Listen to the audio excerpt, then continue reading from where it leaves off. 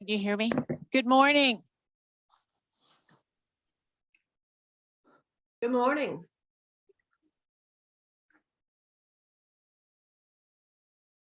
And good morning to the people on Zoom. Thank you, Mary. Welcome. I am Mary McIntosh and know so many of you here. And I am a member of the Adult Formation Committee, and we have helped to coordinate, or I guess we have coordinated this summer series, and this is our final session before we head into the regular year. And we are so happy to have with us John Ashworth, who I will introduce in a few moments, but let's first begin in prayer.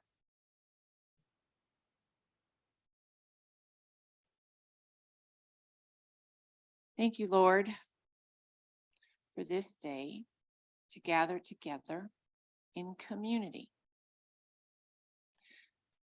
to learn more about our history and its legacy to how we live today. Please nurture in all of us curiosity and a wonderment of what we are about to hear today. This meeting is being recorded. It can grow at Idlewild into active participation, creating your beloved community. Amen. Zoom people, welcome. I think you can hear me, I hope. We have with us today John Ashworth, who is a friend of mine and a co-journey person, right? Exactly. In the work for racial justice. I imagine a lot of you read the introduction in the emails and the announcements that came out. I'm not going to read that verbatim. I'm going to point out a couple of things, all right? As a historian, the Vietnam veteran part of his life is very important and should be important to all of us, and I honor that. We have another, right, veteran in our midst. But the way I know John is since his retirement and the active work that he's done in his communities toward education, towards community building, towards fellowship in this journey that I hope we all are on in some form or fashion to creating in our nation a more equal and loving world. You will see, I'd like to point out that he is co-founder of the Dunbar Carver Museum in Brownsville, Tennessee. He is founder and treasurer of the Geneva Miller Historical Society, and he was the president of the Lynching Sites Project of Memphis. He is a current board member, of which I also am currently serving on the board. And he is a member of the Tennesseans for Historical Justice. The way I know John was in 2016, I think, is when we first crossed paths, and he joined the Lynching Sites Project and coordinated as executive director at the time the amazing 100th commemoration honoring of the lynching of L. Persons in 1917. And I don't, some of you may have been at that, but John courageously, diligently, and with great love and interest in bringing people to the table, created spearheaded. We had hundreds of people there that day. 502. And what I'd also like to say is there are members of the Lynching Sites Project here in our midst. If you'd like, raise your hand so that people can know, and maybe you can talk to them or introduce yourselves to them later on. And John also has guests here with him. If you'd raise your hands, he's brought guests with him. And perhaps you'll introduce them, or if you wish. I look forward to your him sharing with you the economics of enslavement and the roots of racism. Thank you.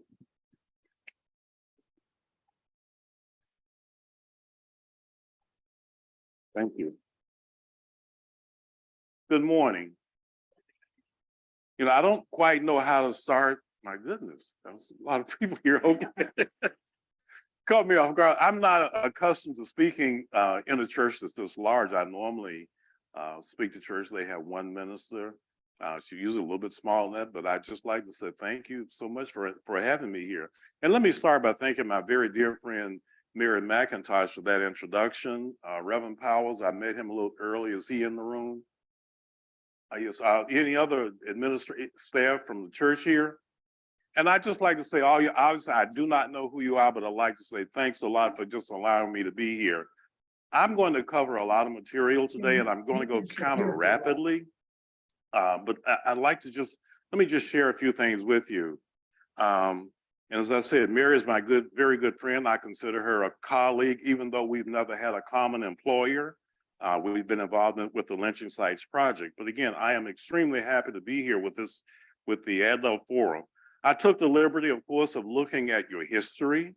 I'm very impressed with the work and what Idlewild has done here in Memphis, how you've been involved in the community, how you were there during the time when Dr. King was killed. Very impressed with that. But I also took the time to look at Presbyterian and kind of have said, what do we believe? And it kind of didn't fit to one single thing. It kind of left a little bit of opening there. So I'm very impressed with that. But before I get started with the presentation, I want to share a little bit about the organization that has me here that Mary talked about. And I'm going to ask you to bear with me as I go through this. On the screen, at the very top of the screen, you'll see two people up there, Randall Mullins and Sharon Pavelda. And it was in their home that the Lynching Sites Project had its start. And I think Pam Awesome, who is sitting here today, may have been a part of that. I think Randy Gamble, who's over there, was a part of that. But Brian Stevenson, who does EJI, and if you haven't been, you should visit. Folks are a group of people here in Memphis as a part of a fundraiser, I think, for Facing History and Ourselves. And what he said is that Shelby County, you had more lynchings than anybody else, any other county in Tennessee, and you should do something about that. And with that, Sharon and Randall met in their home and started talking about what we can do. And out of that what grew out of that was the L persons. And the reason I want to tell you about the L person, if you look on the screen, I hope I'm not blocking anyone's view there, you see two young ladies there, one in black, one in black and she is black, and one in pink and she is white.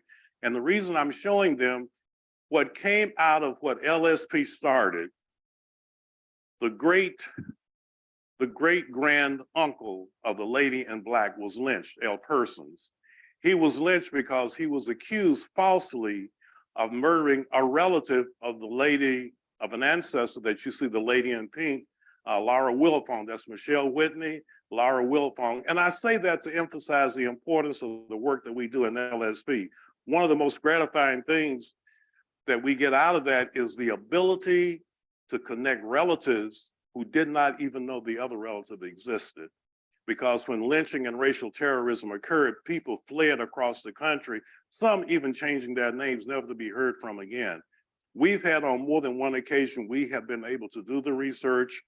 Margaret Vandiver, who's in the room, retired professor from University of Michigan, she does a lot of our research. We've been able to connect a lot of people, and that is just very, very gratifying. Part of my presentation, as you see, it's not a title that's comfortable to talk about.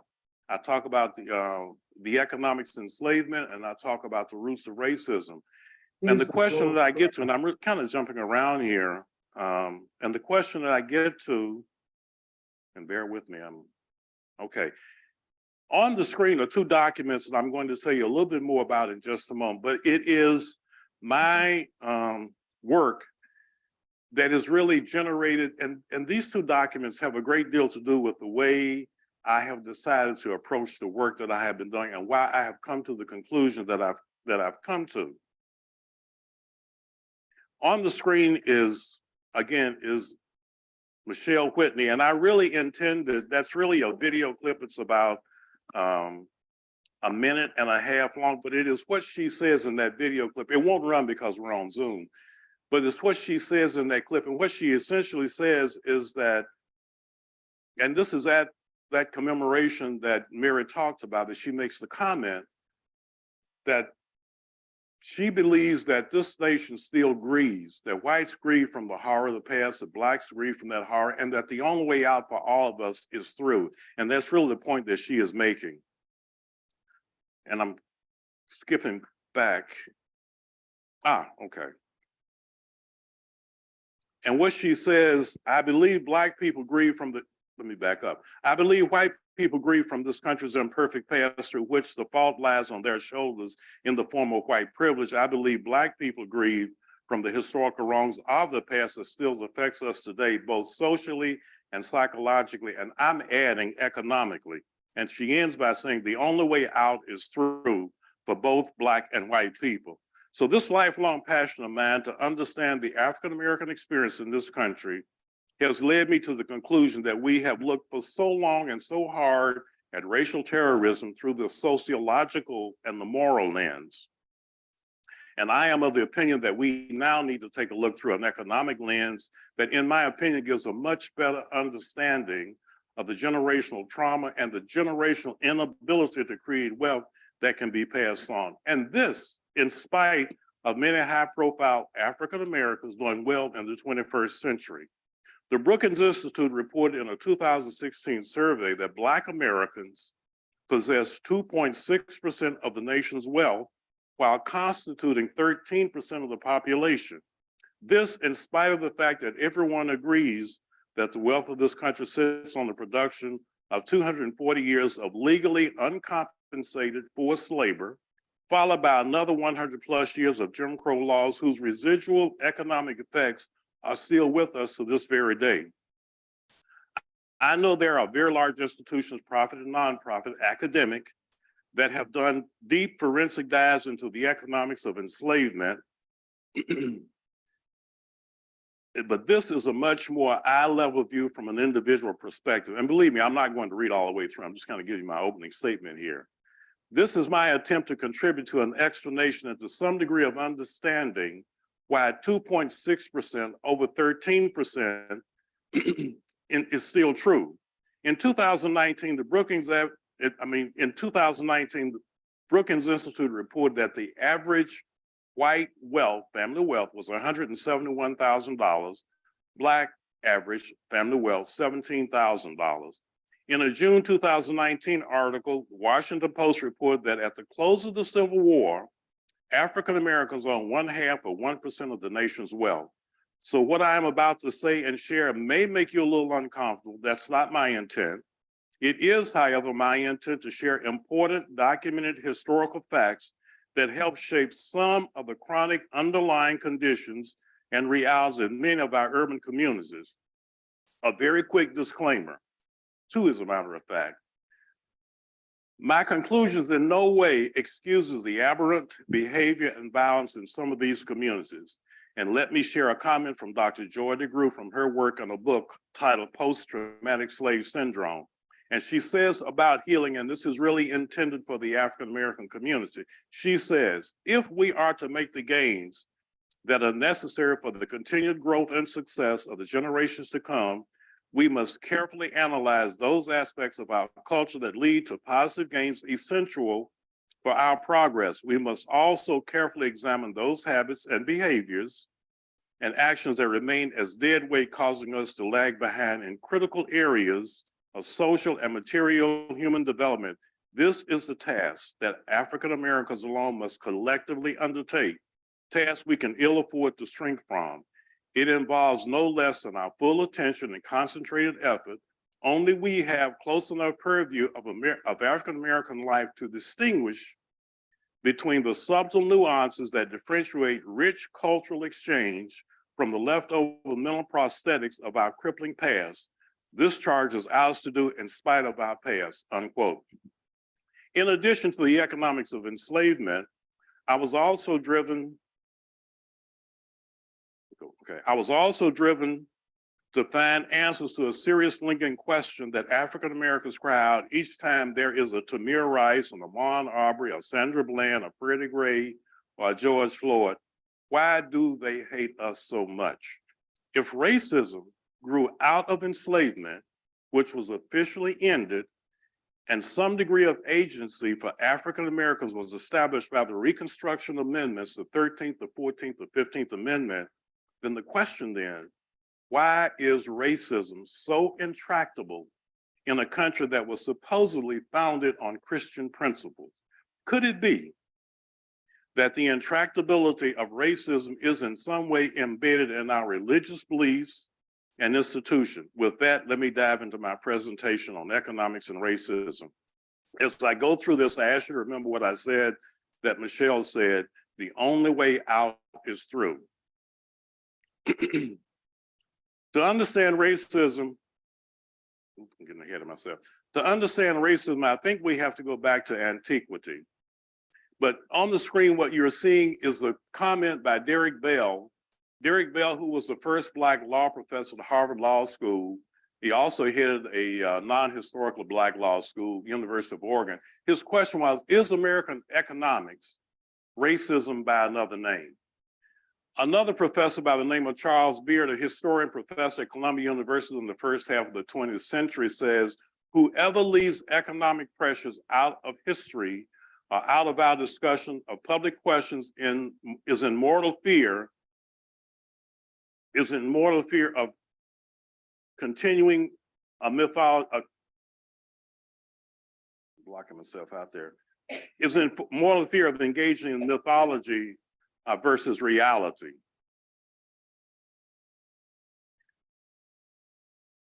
And let me talk a little bit about capitalism. On the screen, you're seeing a book, Capitalism and Slavery. It's written by a man by the name of Eric Williams, who was a prime minister of Trinidad and Tobago.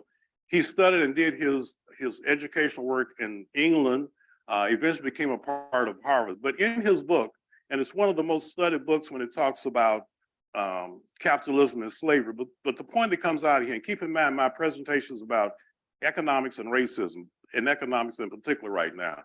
One of the things that he says, the fundamental purpose of enslavement of Africans in Europe, the Caribbean, and the United States was to increase the wealth of some white people. Slavery in no way implied, in any scientific sense, the inferiority of the Negro. The reason was economic, not racial.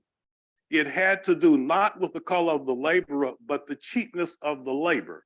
And then another man by the name of Edward Gibbon Wakefield, who was a New England colonist, said, one author has said, the reasons for slavery are not moral, but economical. Circumstance, they relate not to vice and virtue, but to production.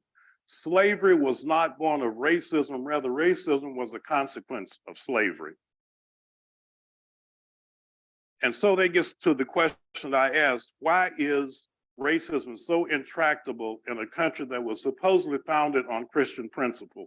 And I think to understand that Kimberly Crenshaw coined the phrase that you hear very popular now called intersectionality.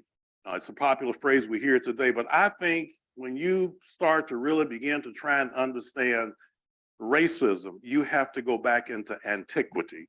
And I say that it is the intersection of theology or religion, coupled with government, coupled with money. And let me explain to you what I mean by that.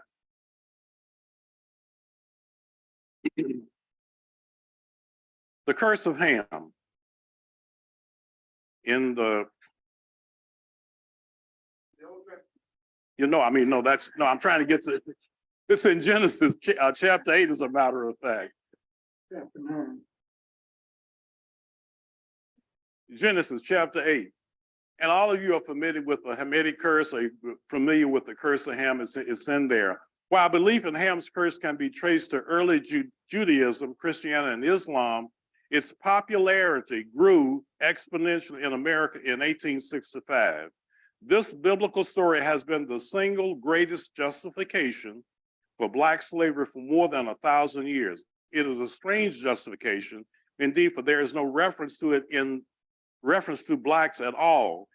And yet just about everyone, especially in the antebellum American South, understood that in this story, God meant to curse Black Africans with eternal slavery, the so-called curse of Ham. As one pro-slavery author wrote in 1838, the Blacks were originally designed to vassalage by the patriarch Noah. And my point in saying this is that this idea that Africans, people of color, are less than has been around back into antiquity, and it's been around for a long time. And then I go on to say, the second intersection occurs in 312, about 312, and I mean, various historians put it at different dates, when Constantine adopted Christianity to the Roman Catholic Empire. And I think it is this intersection that takes place. Constantine's conversion to Christianity altered the relationship between the church and the imperial government. It started a process that eventually made Christianity the official religion of the empire. Constantine's conversion brought together church and state. And keep in mind now, we have the church that have this idea that occurs with Ham in Genesis, and now we have the government that is now adopting this belief. So these beliefs are all running along here together. And the third thing that occurred, keep in mind, I said it's the intersectionality between government and religion. And the next thing that has a very major impact is the doctrine of discovery. And let me just ask you, and this is by Pope Nicholas in 1452. Let me ask you, just show of hands, how many of you are familiar with the doctrine of discovery? Show of hands. Let me tell you about the doctrine of discovery.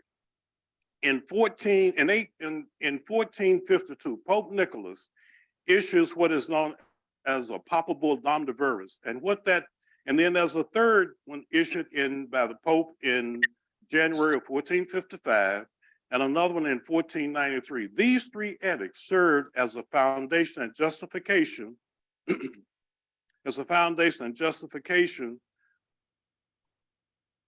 for the doctrine of discovery, and set in place a catastrophic chain of events for indigenous people, all in the name of empire expansion and religious righteousness. Now, what did this document actually say?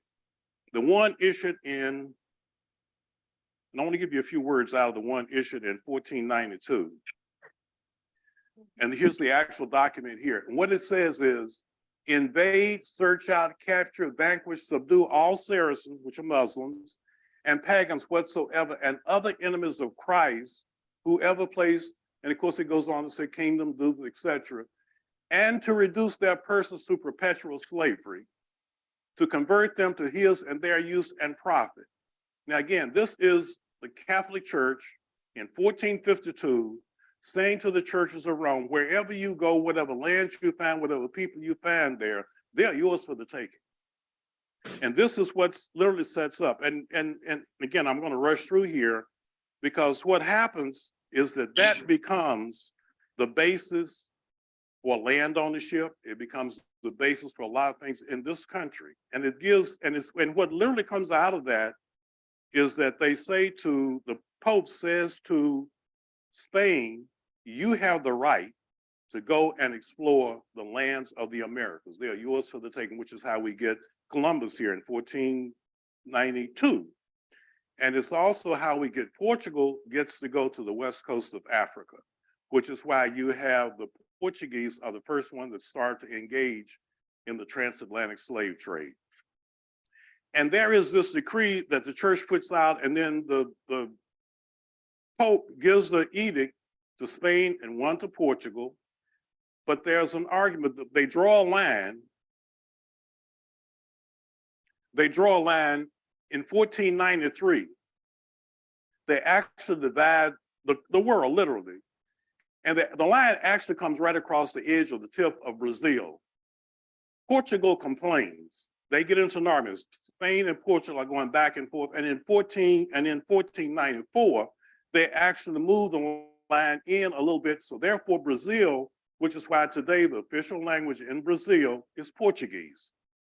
The official language in most of the other countries is a combination of Spanish or what have you, but that's why you have that. But this is what literally happened, that you have these two continents out, these two countries out of England that are now going into the Americas against the indigenous people, not recognizing them, and going against the natives of Africa, because keep in mind what's happened here. This is sitting on top of this idea that they're cursed by Ham. The Pope has given them the right to go and to exploit these lands and to subdue these people. That lingering racism, that lingering idea about people being less than, who are not a part of England, that's what a lot of this sits on top of. And again, I realize I'm going through this very quickly, but if it stopped there, that would be one thing, but this idea, this doctrine of discovery became the basis of all European claims in the Americas, as well as the foundation for the United States Western expansion. In the US Supreme Court in 1823, in the case of Johnson versus McIntosh, the Chief Justice John Marshall's opinion held that the principle of discovery gave European nations, now this is the Supreme Court now, gave European nations a right to new land, to new world lands. In essence, American Indians had only the right of occupancy and could be abolished. This was a ruling by the Supreme Court. If it had stopped there, that would have been one thing. That was in 1823. In the Dred Scott decision of 1857, Justice Roger Taney, writing in his, and I read his entire decisions, over a little over 100,000 words, but in his opinion, in the Dred Scott decision, he says, the opinion thus entertained and acted upon in England was naturally impressed upon the colonies they founded on this side of the Atlantic. And accordingly, a Negro of the African race was regarded by them as an article of property and held and bought and sold as such. Again, these things are sitting on top of these ideas that have been around for millennia, since antiquity. But it doesn't stop there. In 1955, in a Supreme Court case of Tehit-Ton Indians versus the United States, relied on the doctrine of discovery. The court ruled because the Tehit-Tons were in a hunting and fishing state of civilization, they had only limited right of occupancy. And my point is this idea of othering people is not something that started in 1619. To really begin to understand this, you have to go back into antiquity. You have to unpack that and take it apart. Then in 2005, very recent history, US Supreme Court, case of City of Sherrill and Oneida Nation of Indians relied on the doctrine of discovery. Again, these things are codified into our law. These are ideas that have been with us for a very, very long time. And one last thing I want to emphasize about why this idea of othering people, of seeing people, even though we may not be consciously aware of it, a great contributor to that was a man by the name of Carl von Linnaeus. Carl von Linnaeus was a Swedish botanist, and he did what he called the classifications of man. And he said, American, obstinate, contented, free, European, active, clever, inventive, ruled by laws, East Asian, severe, hearted, desirous, ruled by opinion, sub-Saharan African, which he called Africanist. They are black, phlegmatic, lazy, sly, sluggish, neglectful, governed by caprice. So you have these very powerful ideas being put out by people who supposedly are in the scientific community, sitting on top of this religious idea that people of color are less than. This is millennium that we're talking about, that these ideas are out there. Now, and we're talking about the doctrine of discovery. Now, I want to give you a little bit of good news if I can. The doctrine of discovery at the 40,000 foot level has basically been repudiated by just about every single major denomination you can think of. And I have the Presbyterian Church highlighted here because Presbyterian USA repudiated it also. So, be glad of that. Now, here's my concern though. I do not know, and I've talked to several friends of mine who are theologically, who have very advanced degrees in theology, and I've talked to them and I said to them, I think all the churches, and there's a lot more than this, that's just the ones that I have on this particular slide. And I said to him, I think the problem is, while it has been refuted at the 40,000 foot level, it hasn't gotten down to the pulpit level. is that they're not talking about it. But here, pardon me, if you go, you can actually go on the internet and you can get a copy of, download the Doctrine of the Skirt report to the 223rd General Assembly of the Presbyterian Church in 2018. You can see what the Presbyterian Church actually had to do and actually had to say about that. Okay, let me move on now, and I want to talk about economics. Economics of enslavement. This is one family story. You will recall that I was going to tell you more about those two documents that I said I had a connection to. Here's the first one. This is actually a slave bill of sale. And I'm gonna tell you what it actually says. For and in consideration of the sum of 500 in cash paid to me, I have this day sold and bargained and do hereby convey to J.Y. Black, my Negro boy John, aged about 9 years. I want the little said boy and further want him to be healthy, sensible, sound, and slave for life. And this is on January 28th, and this is Elijah Drake. And of course, he has it recorded. And it's recorded in the register deed. You can find it in Wilson County in the courthouse. Now that took place on January 28, 1852. A few days later, on February the 2nd, 1852, there's another bill of sale. And let me read this one to you. For and in consideration of the sum of 500, and actually says $501 to me paid. Oh, sorry. For and in consideration of the sum of $501 to me paid, I have this day sold and bargained and do hereby convey to J.R. Ashworth, Jr., my Negro boy John, aged about 9 years of age.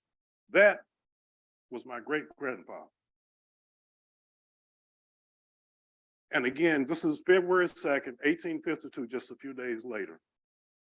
And this is what takes place. Now, I've had these documents, I've had these documents in my possession now probably at least 18 years. But it wasn't until early last year that I pulled them out and I was looking at them and it suddenly dawned on me, these are business documents.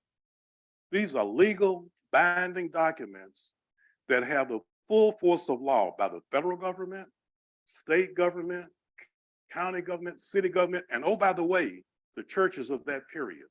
And so when I came to that realization, I had to push aside, as difficult as it may have been, I pushed aside and said, because of the work that I've been doing with the Lynching Sites Project, let me push aside my emotions. Let me make my way into who these people were and let me understand this from that context. And that's where I want to go now. Mary, let me know if I run too long. I decided I need to find out something about the men, and this would have been Elijah Drake, J.Y. Blythe, Jasper Ashworth Jr. And of course, I listed the enslaved Negro boy John here just to make the point. But I turned to, in this day and age, in this information-intensive age, it is easier to get historical documents that have good, valid information on them. And what I relied, 10 minutes, okay. Okay, what I relied on was the 1860 census. So let me go through this very quickly, because I'm really trying to cover a lot. Here is the 1850 census of Elijah Drake. There is the population census, there's the agricultural census, and there's also what is known as slave schedules. And it was through those slave schedules that I was able to find that. And let me go very quickly. This is the slave schedule in 1860 for John Ashworth, Jasper Ashworth, who owned my great-grandfather. And on this line, and it's actually he had, I'll give you the number in just a moment, but on this line, as you can see right here on line 5 of the second page, there's this one 17-year-old male black. That, I believe, is my great-grandfather. And there's one other thing that I want to point out, because again, I'm talking about money. It's the emergence of mulatto. I always thought, and what this says, the emergence of mulatto, and if you look here, when you did a slave schedule, you recorded the number, the sex, the age, and the race. And when you look at that, if you look, you'll see here, you see black, you see M, that's mulatto. And let me just read you this. From the inception of the continental slave trade through the era of legal segregation, mulattoes have been a constant reminder of historical raping and coercion of Black women. I had always, and this eventually gets into the fact that laws were passed, miscegenation laws. I initially thought these laws were passed to protect white women from black men. They were actually passed to protect the inheritance because enslavers raped black women and the children had the status of the mother. And some of the enslavers actually sold those children. And that's why that law was passed. You see, in England, the children took the status of the father. But when you get to the Americas and you get to chattel slavery, children take the status of the mother. And I'm going to rush on again.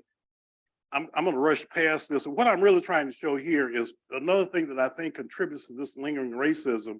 And what I'm really going through here, and I won't take each one because there's something else I want to get to.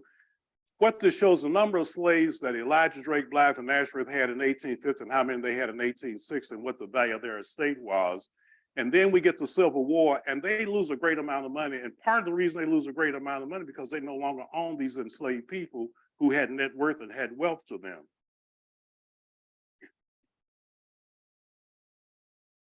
Here, in an article that appeared in the New York Times in 1863 on page 4, value $2,500, it may be taken as the standard price of a first-class slave in the Confederacy. In today's dollars, that is $56,000.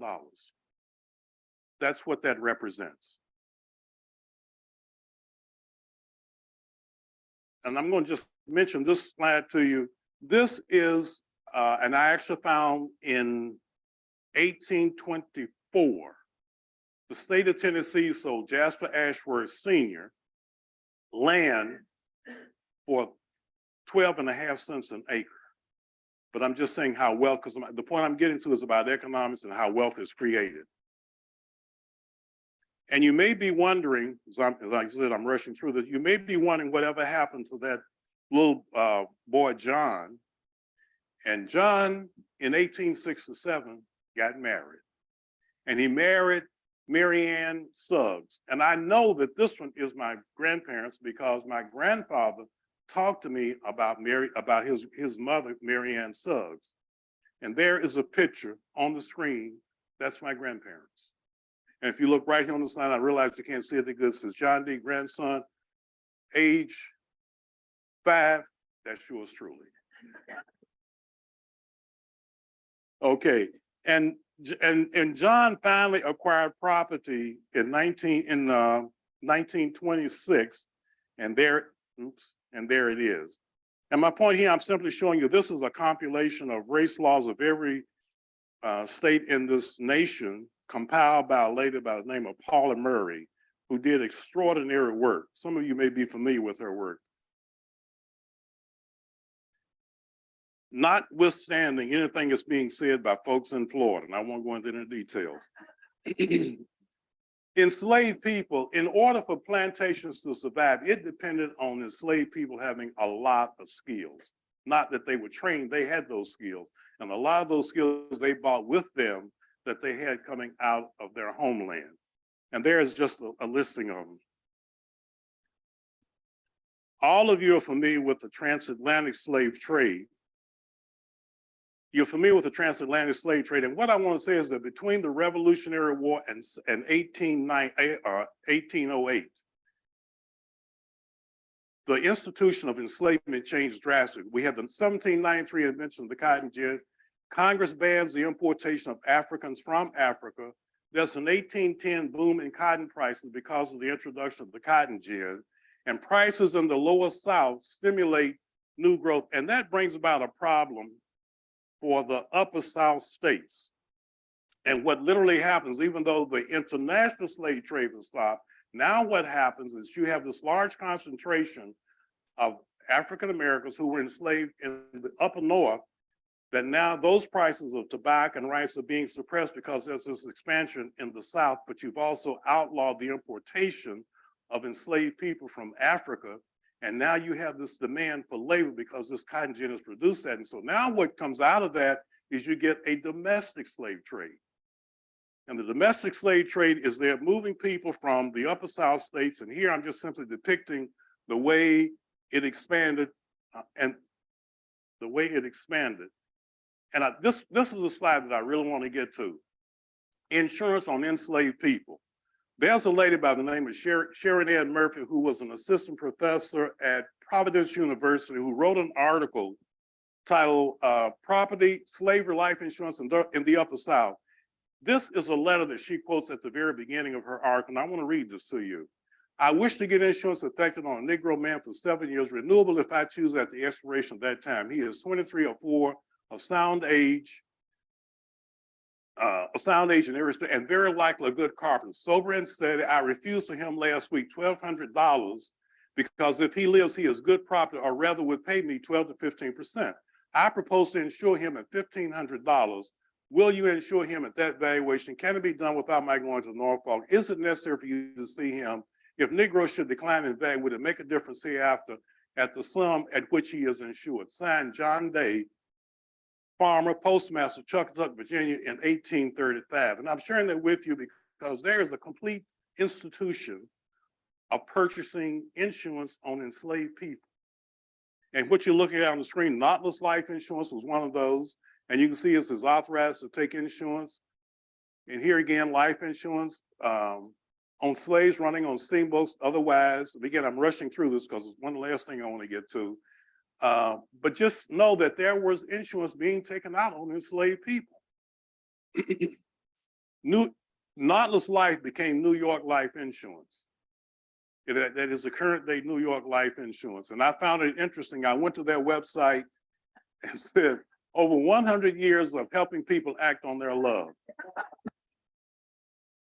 You know, here again, you're looking at insurance policies by various companies, and I'm rushing through. The state of California and several other states, actually the insurance commissioners required those states to go back and look at the companies doing business there to see if they in fact had that. And California, Illinois, and I think Massachusetts, but they did. One of the, okay, I'm going to cut it right here because, like I said, there's so much more I'd like to get to. But let me just stop and cut it right here. So, are there any questions about anything that I've talked about? Any comments at all? Yes, ma'am.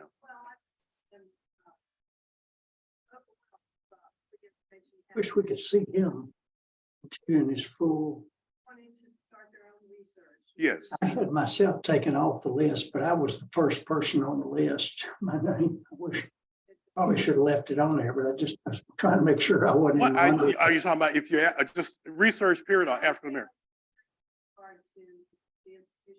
I think one of the things that I do is I will begin to go back and talk to the oldest members in the family, whatever stories they remember, start from there, and then start going back to the courthouses,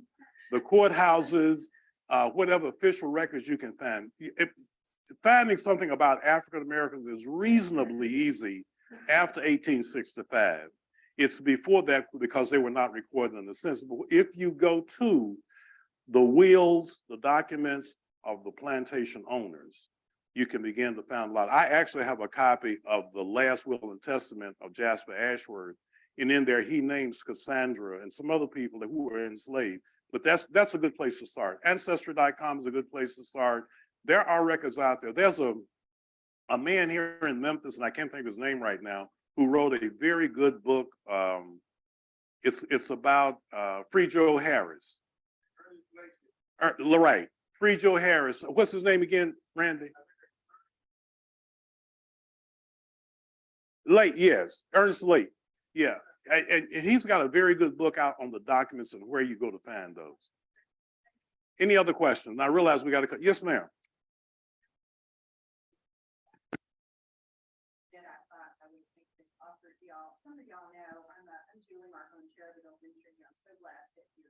Thank you. Very impressed with your genealogical documents. I'm an genealogist myself in my former life. I was a research scientist, and I just, Mary mentioned in her prayer, curiosity. You've gotten curious about your family history, as I have, and I would like to make the offer to you that if you are interested in finding your family documents, I can give you those tips. I can give you very specific places for where to go.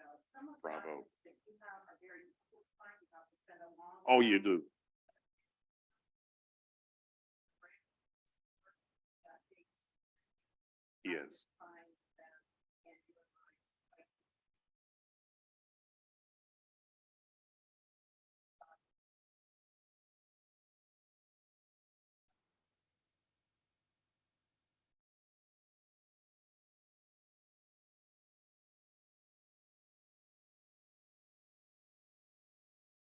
Excellent.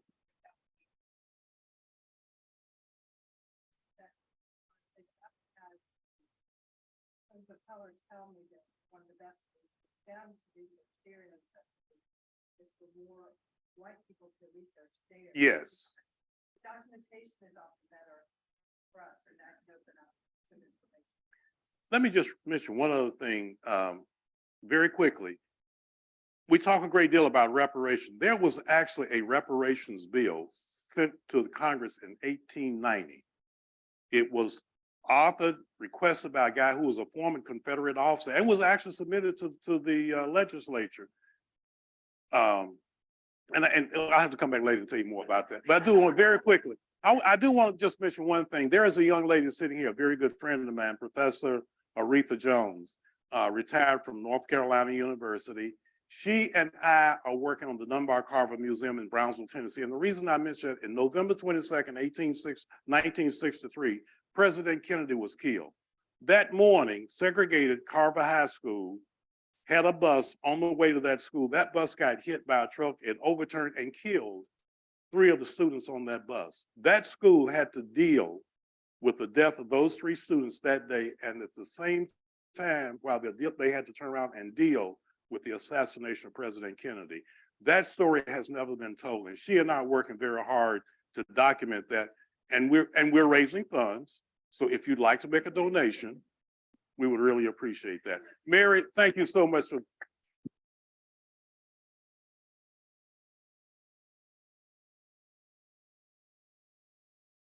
As you can all see, this could go on for a long time, and thank you for working so diligently to give us the seeds Thank of you. this. And Julie, that's an amazing offer. Maybe that's something that we could grow, and there's work to be done here at Idlewild. Church is almost started. Let's go in peace. Thank you.